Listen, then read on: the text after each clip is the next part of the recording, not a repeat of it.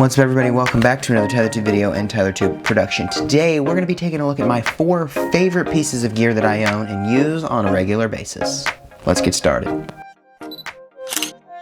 Alright, so the first product we're taking a look at today is the Aputure AL-MX.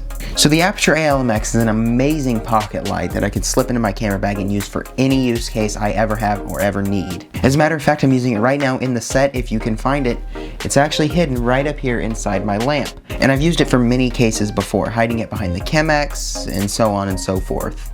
But as of right now, I'm using it. I turn it on the warm setting, and there's a little grid up in the top, which you can actually see it right there, but if I slide it out just a little, you can see it, and it shines down on the Chemex. So let's take a look at what's in the bag. So to start, you get this really nice case. So it's got this really nice mesh on the front of it, and a very nice leather with a loop on the back of it.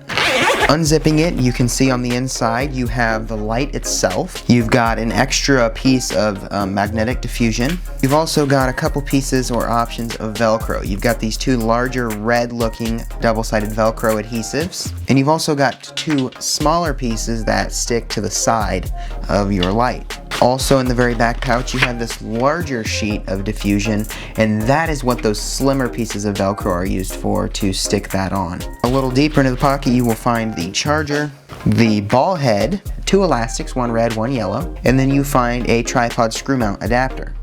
And that all conveniently fits in this really nice leather case. Alright, so with the light you have a lot of different options. So we're going to take a look at the top panel of switches first. So if you look on the top, you have a multitude of buttons up here. First thing you're going to want to look at is the on and off switch. The on and off switch obviously turns the light on and off, and there's also a booster button next to that which takes the level even brighter. There's also 4 LED dots with a little battery logo underneath it. That indicates the battery. Then next door to that you have a color control temperature, a color temperature control, and a dimmer control. That switch back and forth can decide what mode you're using. Now your warm and your cool buttons over here, that will also change the brightness. So when you have it switched to color temperature control, you hit the warm side and it'll warm the light. You hit the cool side and it'll cool the light, just like that. Then if you switch it to dim, you can use those same buttons to dim the light or brighten the light. And actually, you can see when I brighten the light, you can see the beautiful cleanliness of my teleprompter. All of those buttons conveniently stored on the top of the light. You'll also notice on the right side of the device, or the left, whichever way you're looking at it, there is a USB Type-C charging port. There's also a really nice heavy-duty tripod mount that you can attach to the ball head or just put it to any tripod you'd like. And there's also this crazy heatsink device on the back, is what it looks like. This is honestly probably my most used and favorite piece of equipment I've ever purchased, really. And the Aputure AL-MX will run you about $150 on B&H Photo. Alright, next up is a piece of gear that is used all the time in my kit, especially when I'm taking sports photography, and that is the Canon 7200 Mark III. The Canon 7200 2.8 Mark III will run you about $2,100. That's $2,100. The 7200 also conveniently comes with a very nice carrying case, which I don't personally use in my camera bag, but it can be used. If you unzip the bag, undo the Velcro on the top, you can see inside is of course the Canon 7200. It's an amazing lens, it's very heavy, and it also comes with the tripod ring mount because you mount this on the front of your camera. It is front heavy and it could break. So you mount your camera here. Also inside the bag is a beautiful lens hood. It is definitely big. That's what she said. But it gets the job done. Also on the side, there are your different modes. A 1.2 meter, a 2.5 meter, your autofocus, your manual focus, your stabilizer on and off, and your stabilizer mode. It really is an amazing lens. It's used often. It's one of the most famous lenses photographers have, and they always say having a telephoto like this in your kit is the most versatile you can get. Versatile, versatile, versatile. Hey Siri, how do you say versatile? Versatile. Versatile. It's one of the most versatile lenses in your kit, and it's actually really nice to have for shooting sports photography, fast moving photography, wildlife photography, nature photography. You don't really see many people using this for portrait photography or anything like that, but when you're out at the lake or mountain hiking, or you're at the football game and you want to shoot some stuff, this is the best lens. My favorite lens. It's an expensive lens, but important to have in your kit. Next up, we have the Rodelink Filmmaker Kit. So the Rode Link Filmmaker Kit is a wireless lavalier microphone system. If you don't know what that is, it's basically a tiny little lavalier microphone that you can be clipped or hidden under your shirt like mine is now, and it is used to pick up audio rather than using other forms of microphones. Other forms like an NTG4 or a shotgun on-camera microphone, this is more of a close-up. You're able to walk around and it gets some more clean audio than what another mic would. I actually have the NTG4 boomed right now. I'm not using it, but I find that the you can probably hear it right now, the lav mic gets a little bit better audio compared to the NTG4. Instead of having to run it into a mixer, it's all on camera and hooked in, ready to go. There's no syncing necessary, it's all done in camera. Now with the Rode Link Filmmaker system, you get a couple things in the box. So the first thing you're obviously going to get is the receiver. The receiver is what goes on the camera. It's what's going to receive the transmission from your transmitter. So you are going to have a transmitter, which I am wearing right here. This is going to transmit the signal to the receiver. So all you're doing is plugging in your lavalier wireless microphone in and turning it on. You're going to match up the channels, and it is only powered by AAA batteries. You can link more than one microphone to the one receiver, so you can buy other microphones and you can add your decibels, your plus 20, all of that stuff. And that closes and you can clip it wherever. Now I usually clip it to my pants, but you can just have it on the desk off camera. News anchors wear these. If you watch the news anchors wear them and they clip them to their boots sometimes because they're going to be walking around on camera, full body shots, and they don't want this unless you clip it to the back of your pants. I usually clip it to my pocket in case I want to get up in the middle of a video and I don't have to worry about cutting to clip it to my pants and it's hidden out of the way. Now currently there are many ways you can wear a lavalier microphone. I'm currently using what is called an InvisiLav. So this is Rode's discrete lavalier microphone hiding system. It is a little piece of silicon that has two slits in it that allows you to put two microphones, two lavalier mics in it. It's for redundancy. So if you can have one on one side and an extra on the other in case the first goes out. That is good for live performing on stages. It also has cable restraint grooves on the sides of the silicone. It's rather small and it's just hidden under my shirt right here. It's just taped. And they do include double-sided tape, which I don't find very easy to use, but it just sticks to the back and then you stick it and it is medical grade adhesive so it won't affect your skin. And it has Rode embedded in the front. So besides the receiver, transmitter, and the cables and the microphone included, the accessories, they give you a range of accessories. So they include this little leather pouch. It's really nice. It's got Rode microphones branded on the front. This is where you store the microphone when not in use.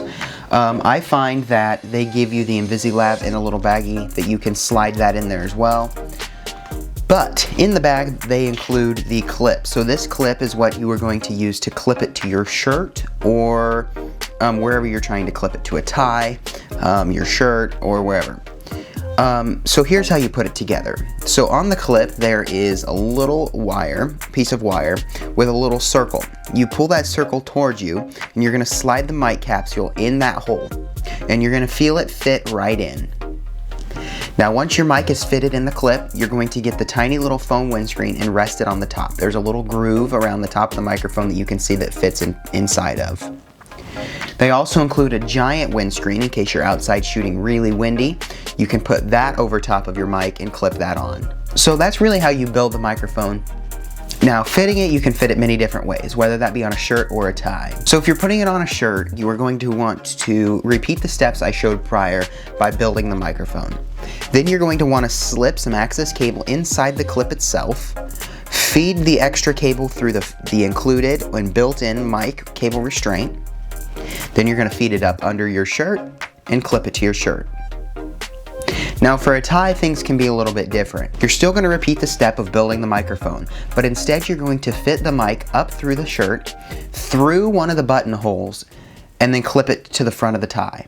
Now it actually works really great that way because not only does it double as a tie bar and a tie clip, but it's also the microphone. So it's still holding your tie in place, but including a microphone for better sound. Now if you're doing live on stage, that's perfect for people who are dressed up doing speaking. They can wear their mic. Now there are many different ways to fit the mic, but that's a little bit more in depth than I'm going to go today. So that is the Rode Filmmaker system. It's a really great wireless mic system. I use it all the time. You can, like I said, buy another transmitter so you can have another microphone. You can have two into one receiver. So like for Channel 17 News, for instance, Mason and I can wear a microphone that goes into the same receiver. So that's the Rode Filmmaker Kit. That'll run you about $300 on Amazon or Best Buy or B&H, wherever you buy it from. It's really great, and I definitely recommend it. Next up is my favorite piece of gear, gimbal-wise. It is the DJI Ronin SC.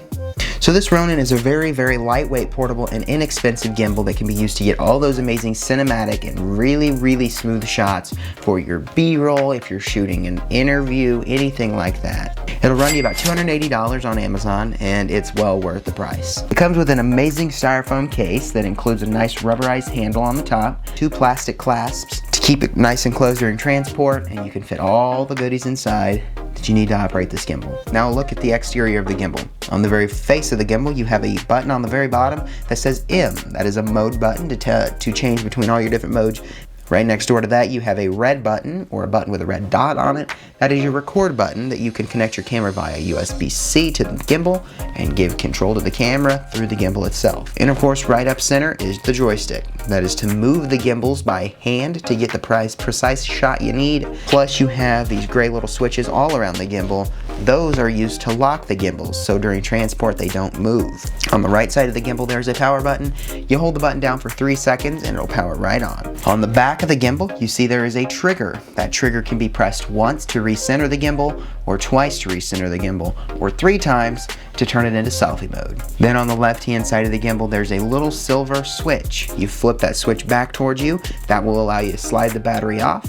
You slide the battery on and flip that switch away from you, and it'll lock the battery on. And you can also check the battery percentage at the very base of your gimbal by pressing that button, and it'll tell you how many bars of life you have left. This is a very amazing gimbal, and the battery life is amazing. I just shot a hype video for my high school football team. I used this for a total of 3 days. 1 day for about 2 hours, 1 night for about 4 hours, and I just used it today, and the battery life is still, I think we're at 30% or so, and I haven't charged it since. So it's a really amazing gimbal. The battery life is amazing. And if you want to know more or buy this gimbal, check it out on Amazon. It's amazing. Best thing I've ever gotten. Compared to some of the other gimbals I've had in the past, it's really amazing, and it's really nice. And that's it. Those are my 4 favorite pieces of gear I have in my kit. All of them I use on the regular, and they're all fairly lower budget except for the 7200. It's still a little upper price, but with the gimbal $280, the mics are $300, and the lights about $200. You're really not looking at anything over $500 unless you're going for the 7200, which is on the higher end. It's a really amazing lens. Everything here is amazing, and I'm going to link it all in the description, so if you want to check it out, you can use it. Also, I'm going to be creating a list in the description of all the gear I use to get the shot you see right now, from the camera to the lighting to the mics to the monitors, all of it. Everything here I'm using to make this video, I'll be putting in the description, maybe not in this video, but in videos to come. If you like this format of video, I'm trying to do something a little more new with added B-roll, trying to shoot B-roll to make them look a little more cinematic, make everything look a little bit better so you're not just looking at me the entire time.